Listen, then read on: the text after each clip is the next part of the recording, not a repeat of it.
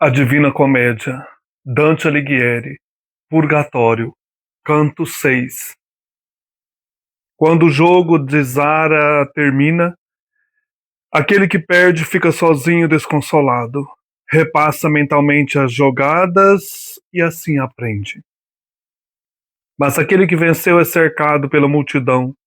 Uns vão à frente, outros vão atrás, e outros o cercam pelos lados, pedindo atenção. Ele não para, mas tenta ouvir a todos. Estende a mão, benevolente, vai passando, e assim se defende da multidão que o pressiona. Assim eu caminhava entre aquele bando de almas. Eu me virava para um lado e para o outro, e fazendo promessas, escapava de seu assédio. Ali estava o Aretino, que conheceu sua morte sob as mãos bestiais de Dino de Taco, e aquele que se afogou, fugindo de seus inimigos. Também estava ali Federigo Novello, de mãos postas em súplica, e aquele Pisano que fez o bom Marzucco mostrar sua força. Eu vi o Conde Orso e também vi aquela alma que foi separada de seu corpo, como se diz, por despeito e inveja, e não por sua própria culpa. Este era Pierre de la Brosse, e é bom tomar cuidado enquanto ainda está viva, rainha de Brabant, ou terminará se juntando a um rebanho mais triste. Assim me livrei de todas aquelas almas que não paravam de implorar por preces, para que alcançassem logo a sua purificação. Eu comecei: ó minha luz, parece-me que em seu texto você negou expressamente que as orações possam mudar os decretos do céu.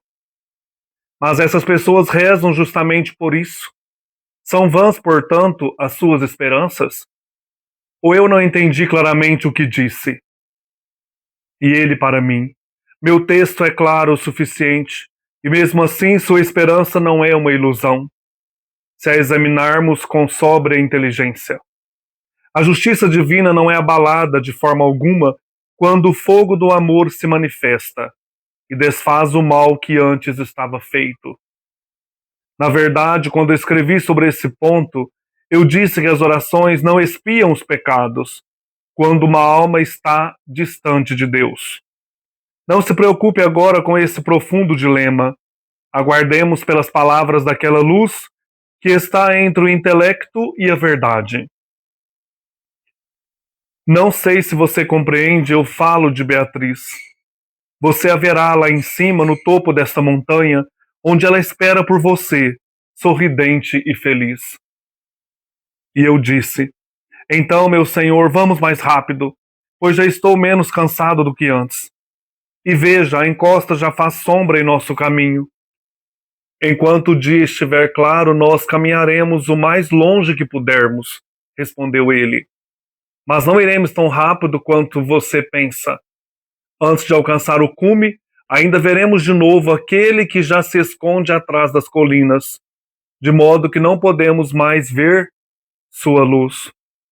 Mas veja, ali está uma alma solitária, e olhando fixamente para nós, espera. Ela nos mostrará o melhor caminho. E então fomos em sua direção. Ó alma lombarda, quão orgulhosa e altiva tu parecias, olhando assim para nós tão digna e tão grave. A alma permanecia calada, apenas observava enquanto avançávamos, como um leão que vigia quando está em repouso. Então Virgílio chegou perto dela e pediu que nos mostrasse a melhor rota, mas ela não respondeu à sua pergunta. Ao invés, nos perguntou sobre nossa terra natal e sobre a vida que vivemos.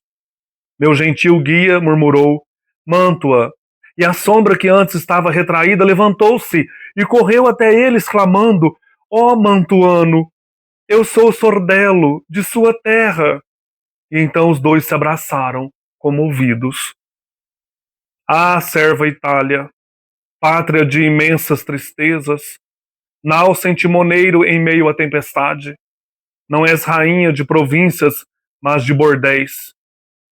Esta nobre alma sentiu tanto entusiasmo apenas por ouvir o doce nome de sua terra, de sua cidade natal, que saudou seu compatriota com grande alegria. Mas aqueles que ainda se abrigavam em teu seio não param de guerrear e devorar uns aos outros, mesmo aqueles cercados por um mesmo muro. Procure, miserável, procure em teus litorais, e depois procure no seio do teu interior se alguma parte de ti se deleita com a paz. De que adiantou o trabalho de Justiniano para consertar teus freios, se a cela continua vazia? Se não houvesse rédeas, tua vergonha seria menor. Ah, miserável gente que deveria ser devota, que deveria deixar a César o que é de César, se bem entendo o que Deus determinou. Veja como esta besta se torna feroz, porque não há esporas que lhe deem correção, desde que tomaste as rédeas em tuas mãos. Ó Alberto Germânico, tu que abandonaste esta terra tão indomável e selvagem, antes deverias montar e apertar a sela com força. E que a justiça mais justa caia das estrelas sobre ti e teu sangue de forma tão notável, que teu sucessor possa agir com mais tenacidade. Pois tu permitiste, assim como teu pai, por causa da corrupção de teus compatriotas, que o jardim de nosso império fosse devastado. Venha, veja os Montecchi e os Capelletti, os Monaldi e os Filipeschi. Uns estão arruinados, outros vivem apreensivos e com medo. Venha, ó tirano, venha contemplar a aflição de tua nobreza e venha cuidar de suas feridas. Veja como Santa Fior está arrasada. Venha, olhe para sua Roma, viúva e abandonada, que chora amargamente e clama noite e dia: meu César, por que me abandonaste? Venha, venha ver como nosso povo se ama, e se nenhuma piedade por nós mover-te, venha ao menos para sentir a vergonha de tua fama. E se me for permitido, ó grande jovem, tu que na terra foste crucificado por nós, estarão teus olhos voltados para outro lugar? Ou será que tens algum plano para nós, nos profundos recônditos do teu julgamento? Algum bem maior além da nossa compreensão? Pois toda a Itália está cheia de tiranos, um novo Marcello surge em cada esquina, e cada camponês funda seu próprio partido. Minha Florença, agora podes ficar contente, pois nesta digressão não falarei sobre ti. Os esforços de teu povo apoupam deste lamento. Muitos têm a justiça em seus corações e pensam bem antes de proferir seus julgamentos, mas o teu povo tem a justiça na ponta da língua. Outros recusam o peso dos cargos públicos, enquanto teu povo responde com avidez, mesmo sem ser solicitado, e grita: eu assumo. Estejas feliz agora, pois tens um propósito, tens riquezas, paz, justiça, e digo a verdade, e os fatos provarão que não estou errado. Atenas e Lacedemônia, com suas antigas leis, embora fossem cidades tão civilizadas, fizeram poucos progressos pelo bem-estar do povo. Se comparadas a ti, com teus subterfúgios, quando chegas em meados de novembro, as leis criadas em outubro já não valem mais nada. Quantas vezes no tempo em que podemos recordar, mudaste tuas leis, a moeda, os ofícios e os costumes, e quantas vezes renovaste tua população.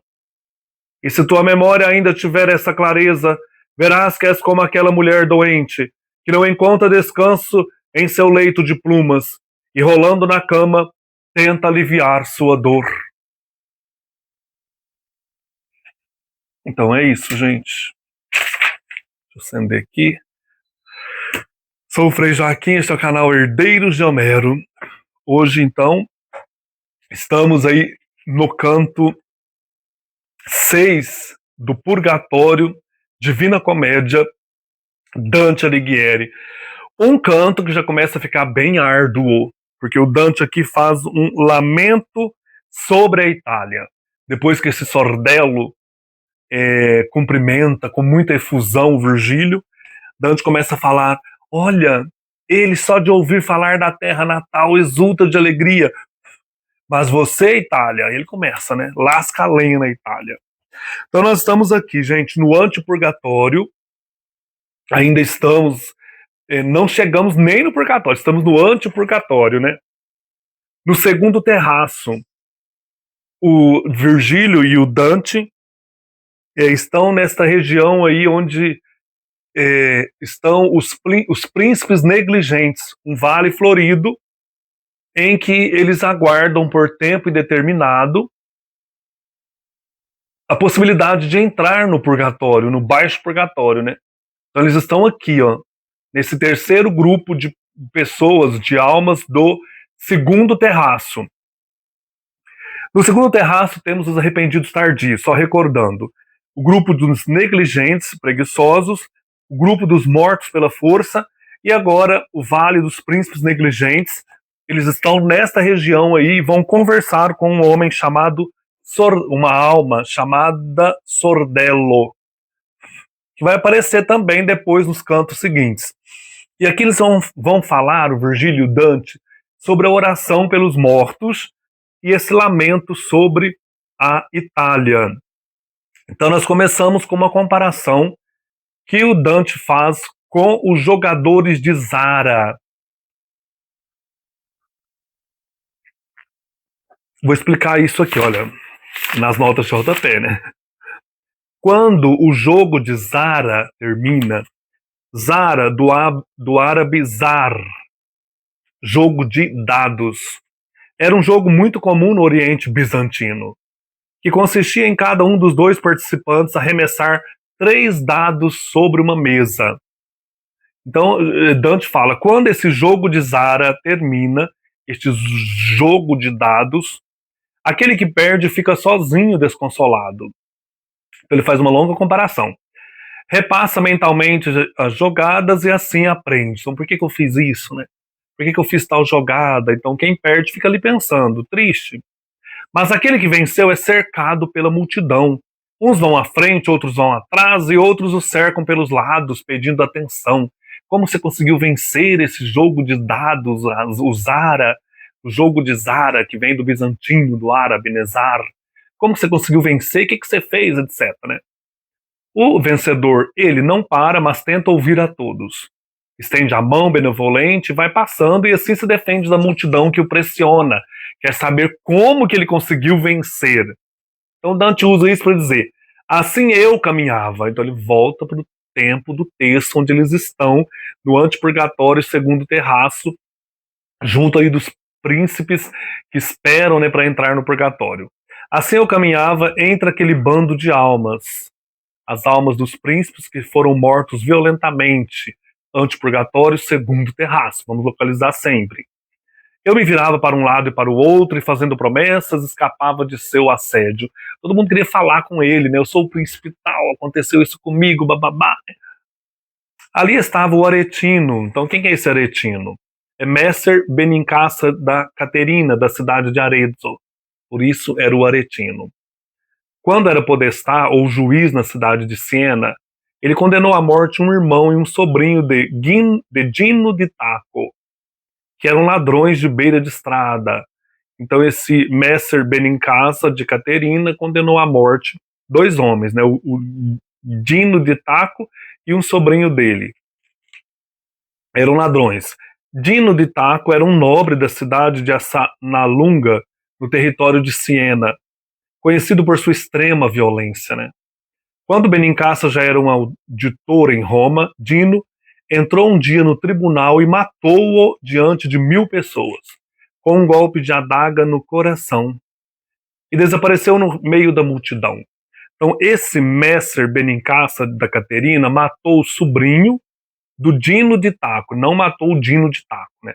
Matou o sobrinho e uma outra pessoa, que eram bandidos, né? Tempos depois, quando esse Messer Benincasa da Caterina estava em Roma, no tribunal, etc., o Dino de Taco entra ali e o mata na frente de um monte de gente, né? Então é isso, que aqui tem muitos dados, a gente tem que ler, são muitas notas, tem que ir bem devagar. Então Dante diz, ali estava o Aretino, o Messer Benincasa da Caterina, que conheceu sua morte sob as mãos bestiais do Dino de Taco. O Dino de Taco, que era tio daquele moço que foi morto lá, era ladrão à beira de estrada, né? Foi morto pelo Benincasa. E aquele que se afogou, fugindo de seus inimigos. Então ali estava o Aretino e aquele que se afogou. Quem é esse? É o Tione dei Tarlati.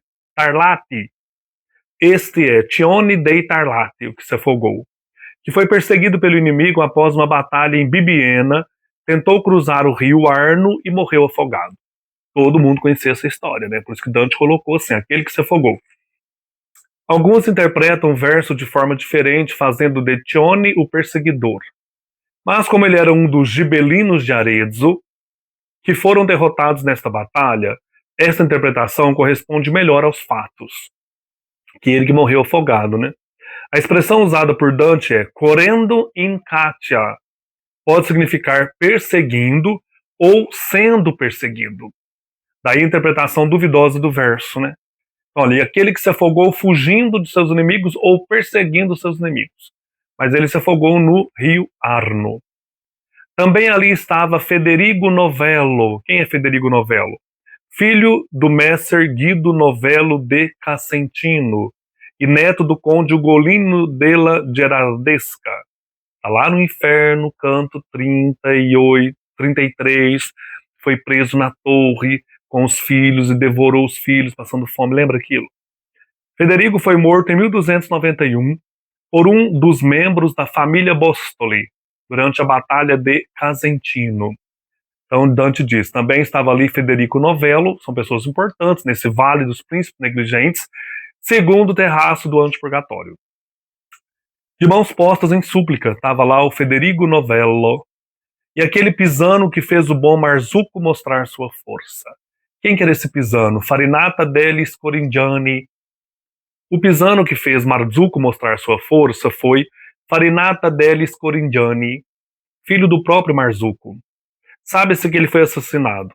Alguns pesquisadores dizem que o assassino foi Beccio da Caproni, e outros dizem que foi o conde Ugolino. Seu pai Marzuco, que tinha sido juiz e se tornara um frade franciscano, não mostrou ressentimento com o assassinato. Além de não ter chorado no funeral do filho, beijou a mão do assassino em um ato de perdão. Então o pai desse Pisano, Farinata degli Scoringiani, perdoou o assassino do filho. Aqui, gente, o Dante está colocando várias pessoas da época. Então nós temos aqui nesse canto como que uma reflexão, uma amostra da situação política, dos nobres que foram mortos nessas guerras, nesses conflitos entre cidades italianas. Não existia um Estado unificado, só vai acontecer lá no Ressurgimento, mais para frente, né? 1800 e alguma coisa, né, com o Garibaldi, etc. Aqui nós temos ainda na Idade Média, que eu já falei num dos vídeos, a Itália dividida em reinos, né, ducados brigando entre si. Ele está mostrando essas brigas, né, esses chefes de estado, das cidades, esses condes brigando entre si, príncipes, né? Depois, eu vi o conde Orso. Quem é esse, né? Orso degli Alberti, que foi assassinado pelo próprio primo Alberto. Os pais de ambos, os irmãos Napoleone d'Arced Baggia e Alessandro degli Alberti, também mataram um ao outro em uma briga por causa de sua herança. E foram encontrados por Dante em Caína, lá no último círculo do inferno. Inferno 32, versos 54 a 60. Estavam devorando um ao outro. Então tem muita gente aqui, né? Lá da Itália. Dante está colocando para nós um retrato da situação histórica da época. Por isso que é importante se ler esse canto 6 com calma, né? Sempre. A Divina Comédia com calma. Lendo as notas, situando, a gente fica perdidíssimo, né? Eu vi o Conde Orso e também vi aquela alma. Quem que é essa alma, né? Pierre de la Brosse. Aquela alma que foi separada de seu corpo, como se diz, por despeito e inveja e não por sua própria culpa. Este era Pierre de la Brosse. Pierre de la Brosse foi conselheiro e cirurgião de Filipe II, o ousado, rei da França. E teve um destino semelhante ao que se abateu sobre Pierre de Levigne na corte de Frederico II. Inferno, canto 13, verso 58. Foi acusado por Marie de Brabant, a segunda esposa de Filipe, de ter escrito cartas de amor para ela, e condenada à morte por enforcamento em 1276. Era uma anarquia esses palácios, né? A gente acha que era tão lindo, essa Idade Média, esses castelos, né? Essa fofocaiada. Essa mulher falou que ele escreveu cartas de amor para ela, era tudo mentira, ele foi condenado e morto. Ele foi enforcado, esse Pierre de la Brosse, por causa dessa rainha, das mentiras dessa rainha, né? Então Dante diz, e este é Piero de la Brosse, e é bom tomar cuidado enquanto ainda está viva a rainha de Brabante. Estava viva ainda, né? Ou terminará se juntando a um rebanho mais triste. Dante está falando aí, né? Um rebanho mais triste são as almas condenadas no inferno, porque essa rainha mentiu. Dante dá uma cutucada nela, né? Tá vendo?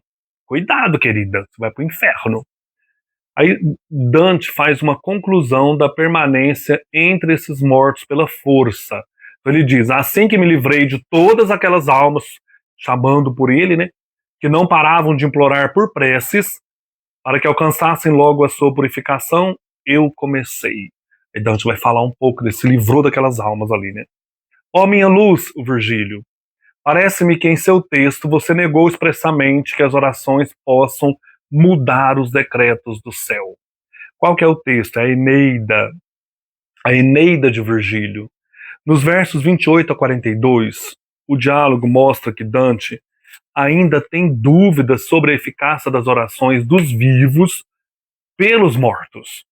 Então por isso que ele fala para Virgílio, né? Parece que você negou que as orações possam mudar os decretos do céu.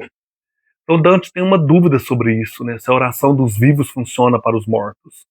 Pois Virgílio havia escrito na Eneida que essas orações de nada valiam. Nessa passagem da Eneida, o Enéas encontra no submundo seu amigo Palinuro, que morrera afogado no mar e não fora devidamente enterrado. Desta forma, ele estava proibido de cruzar o rio Aqueronte por 100 anos. Ele implora a Enéas que o carregue, mas a Sibila lhe diz: Desinefata deum flecti separare precando, significa parem de pensar que o decreto divino pode ser alterado pela oração. A Sibila diz para o Enéas e para o Palinuro. Está lá na Eneida, canto 6, verso 372. Virgílio especifica que o que escreveu em seu poema ainda corresponde à verdade, porque ele se referia aos pagãos que viviam em um mundo sem Deus e, portanto, não poderiam receber nenhum efeito positivo das orações. O que Virgílio fala lá na Eneida é referente aos pagãos que viviam no mundo sem Deus. Então não tinha efeito. Aí sim aquilo era verdade, mas agora não. Com a vinda de Cristo, a revelação divina, judaica, cristã, agora tem efeito. Então vamos para o texto da Divina Comédia, olha. Ó minha luz, parece-me que em seu texto, eu comecei, né, o Dante, você negou expressamente que as orações possam mudar os decretos do céu. Mas essas pessoas rezam justamente por isso. São vãs, portanto, as suas esperanças? Olha o tema da esperança, né? Tema importante do purgatório, que não acontece lá no inferno. Deixai vossa esperança, vós que entrais. Deixai toda a esperança, vós que entrais. Agora aqui, o tema da esperança é importante. O Dante diz, elas estão pedindo orações. São vãs, então, as esperanças delas? Ou eu não entendi claramente o que disse? Então nós temos aí o Dante falando isso, perguntando isso para Virgílio com base nesse trecho da Eneida do canto 6, em que o Enéas está conversando com o Palinuro e a Sibila diz, parem de atormentar aí, de querer mudar os decretos divinos. Isso tem efeito só para pagãos. A Eneida foi escrita antes aí do advento, né, do cristianismo. E ele para mim, Virgílio, meu texto é claro o suficiente, mesmo assim sua esperança não é uma ilusão. Se a examinarmos com sobra inteligência, ele vai falar dessa eficácia da oração pelos mortos, é um dos temas da oração, do canto 6 da Divina Comédia, o Purgatório. A justiça divina não é abalada de forma alguma, quando o fogo do amor se manifesta, né, a oração, e desfaz o mal que antes estava feito. A pessoa ganha a graça, né? A graça já ganha a graça é demais. A pessoa já recebe a graça, né? Na verdade, quando eu escrevi sobre este ponto, eu disse que as orações não expiam os pecados, quando uma alma está distante de Deus, como os pagãos. Não se preocupe agora com esse profundo dilema, né? Agora você está no cristianismo. Aguardemos pelas palavras daquela luz, a Beatriz, que está entre o intelecto e a verdade. A Beatriz aqui representa a filosofia divina e o amor espiritualizado. Então, aquela luz que está entre o intelecto e a verdade, a filosofia divina e o amor espiritualizado. E é a luz que liga a verdade ao intelecto, a filosofia. Depois que o Dante perde a Beatriz, que ela morre com 24 anos, ele vai escrever a Vita Nuova e volta-se para a filosofia. Ele vai estudar filosofia para poder passar por esse luto terrível, né? Não sei se você compreende, eu falo de Beatriz, continua Virgílio. Você a verá lá em cima, no topo dessa montanha, onde ela espera por você sorridente e feliz. Né? A filosofia, Beatriz. A filosofia divina, o amor espiritualizado. E eu disse, né, Dante, então, meu senhor, vamos mais rápido, pois já estou menos cansado do que antes. Com a promessa de encontrar Beatriz, a esperança alivia o cansaço de Dante e ele quer se apressar. E veja, a encosta já faz sombra em nosso caminho. Então Dante está com pressa de encontrar Beatriz. Virgílio responde, enquanto o dia estiver claro, nós caminharemos. O mais longe que pudermos, respondeu ele, Virgílio. Mas não iremos tão rápido quanto você pensa. Antes de alcançar o cume, ainda veremos de novo aquele que já se esconde atrás das colinas, de modo que não podemos mais ver sua luz.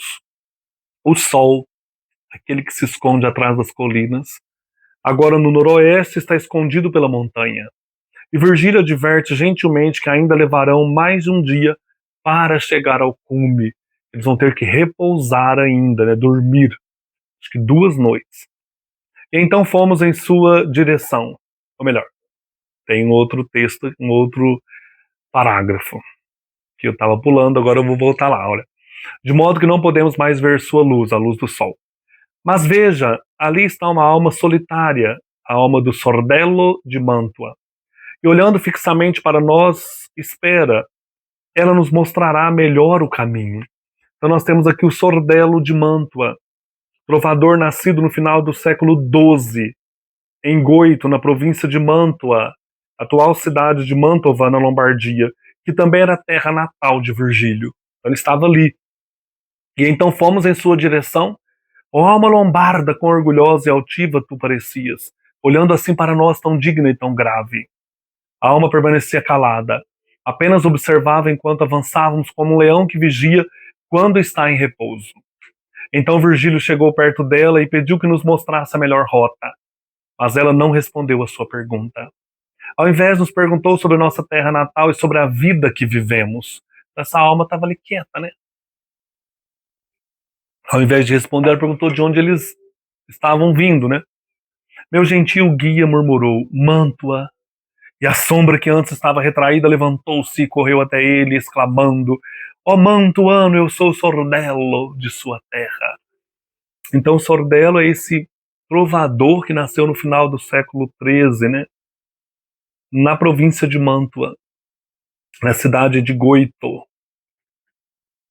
Embora tenha vivido por algum tempo nas cortes da Provença, né, na França, e tenha escrito muitos poemas em provençal, Dante fala sobre ele como um amante da língua italiana, esse Sordello, muito cuidadoso com o seu falar e a sua escrita. Lá no livro De Vulgari Eloquência, canto 15, verso 2, Dante fala desse Sordello, que embora tenha vivido na França, na Provença, era amante da língua italiana. O amor à terra natal induz Sordello a abraçar o seu concidadão, cujo nome ainda não conhece. Não sabe quem é, né? Que o Dante só fala Mantua, ele já abraça Virgílio, só fala Mantua, ele já abraça Virgílio. Sordello torna-se assim nesta cena uma das mais memoráveis do Purgatório, um símbolo do amor à pátria, e definitivamente é a figura central de todo o canto 6. O Sordello, com essa cena, né, grava a questão do amor à pátria. ele abraça o Virgílio, né? Quando o Virgílio fala Mantua, da onde ele é, né? Após a cena de abertura em que todos os que foram mortos de forma violenta cercavam Dante, um quadro dramático das discórdias que atormentavam sua sociedade contemporânea. Então são vários nomes que ele traz para nós, né?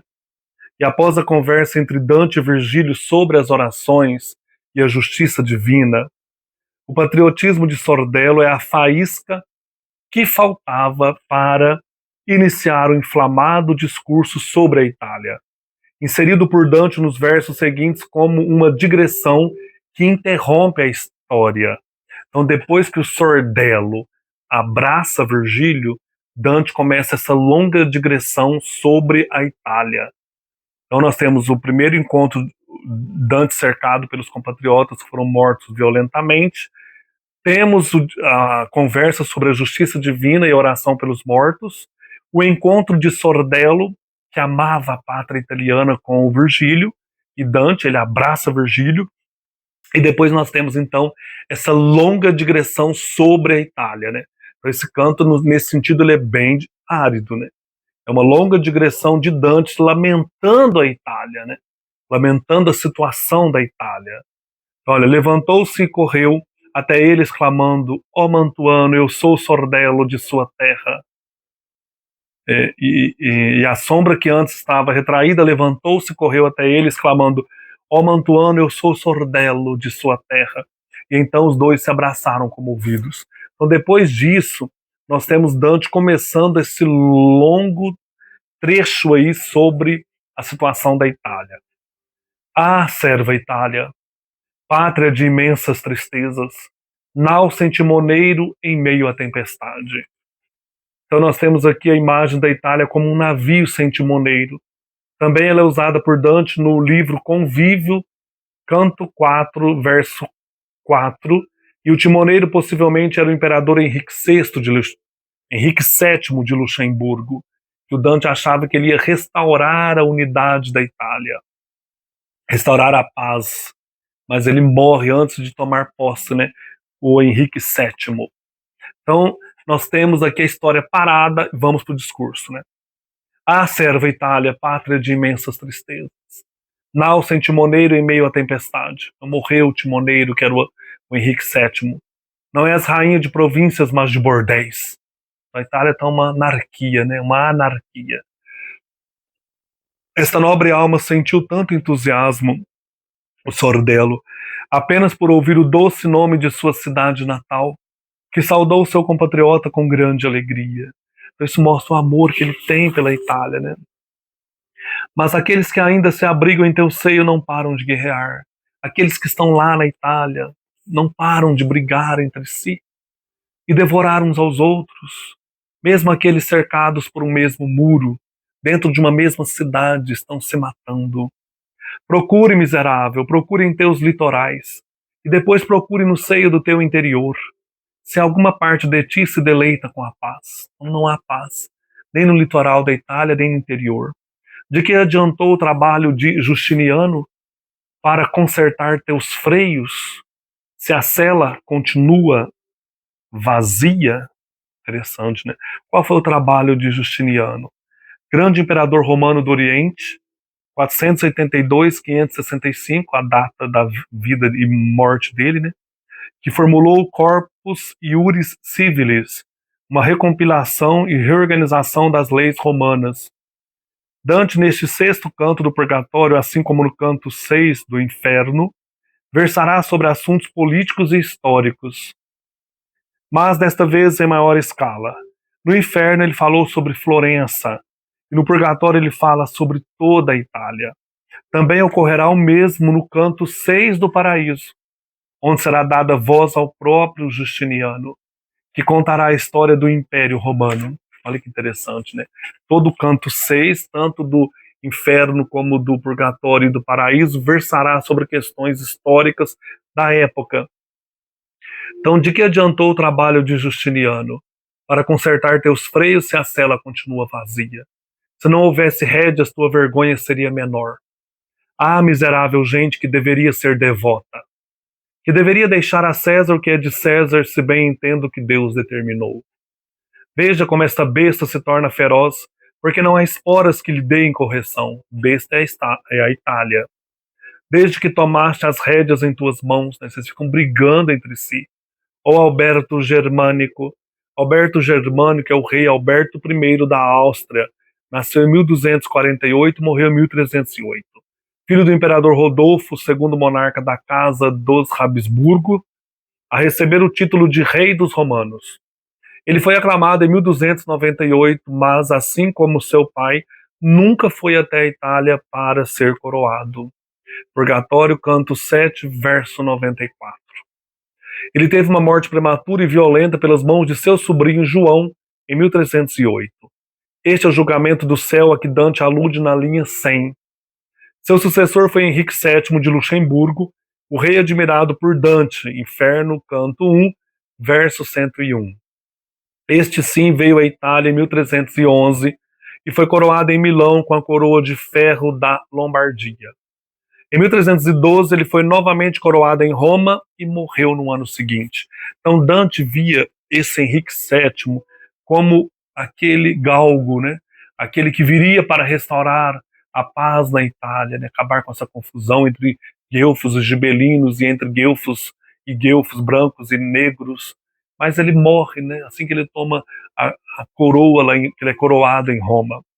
Então nós temos aqui uma situação política terrível na Itália, né?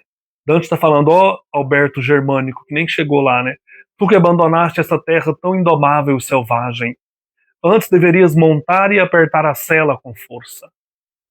E que a justiça mais justa caia das estrelas, sobre ti e teu sangue de forma tão notável, que o jardim de nós, que teu sucessor possa agir com mais tenacidade. O sucessor desse Alberto Germânico, que seria o Henrique VII, né, mas também morreu. Pois tu permitiste, assim como teu pai, o Rodolfo, né, por causa da corrupção de teus compatriotas, que o jardim de nosso império fosse devastado. Venha os Montecchi e os Capelletti. Montecchi e Capelletti, os Montecchis e os Capuletos, as duas famílias mais nobres de Verona, cujas brigas e rivalidades foram tornadas familiares a todo mundo por William Shakespeare em Romeu e Julieta. Então Dante cita os Montecchi e os Capelletti aqui na Divina Comédia, né? Que Shakespeare vai usar depois para falar da briga entre essas famílias e o amor do Romeu e a Julieta, né? Os Monaldi e os Filipeschi. Monaldi e Filipeschi, duas famílias nobres da cidade de Orvieto, na região da Úmbria, também viviam em brigas. Uns estão arruinados, outros vivem apreensivos e com medo, né? Eram famílias matando famílias, né? Venha, ó tirano, venha contemplar a aflição de tua nobreza e venha cuidar de suas feridas. Veja como Santa Fiora está arrasada. Santa Fiora é uma cidade conhecida hoje como Santa Fiora, no Monte Amiata, entre os distritos de Grosseto e Siena, na Toscana. Na época de Dante, estava tomada por salteadores e bandidos. Então é confusão a Itália, né?